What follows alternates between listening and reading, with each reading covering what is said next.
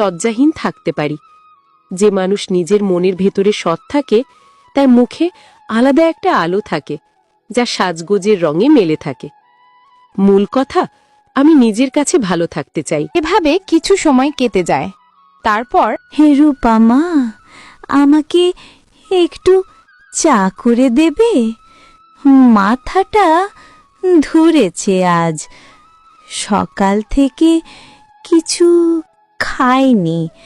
ভাবলাম তোমার হাতে এক কাপ চা খেলেই মনটা ভালো হয়ে যাবে।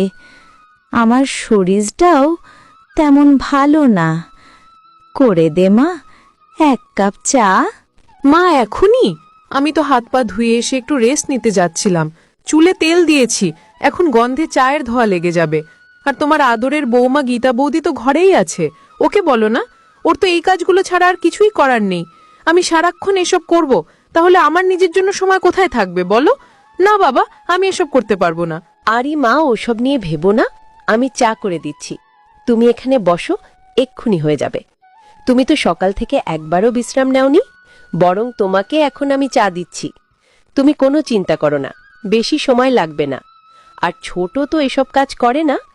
মা, এসব কাজের জন্য আমি আছি তো। ছোট, তোর কিছু লাগলে বলিস। ও গীতা, তুই এমন কেন যে? সারাক্ষণ অন্যদের কথা ভাবিস, নিজের ক্লান্তিটা বুঝিস না। তোর মতো বৌমা পেয়ে আমার বুকটা গর্বে ভরে যায়। তুই সারা জীবন এমনভাবে আমাদের পাশে থাকিস মা, আর নিজের কথাও একটু ভাবিস মা। ও মা, তুমি তো গীতা বৌদিকে নিয়ে একেবারে কবিতা লিখে ফেলছো, যেন ওই ঘরের দেবী আর আমি তোমার চরম সত্যি।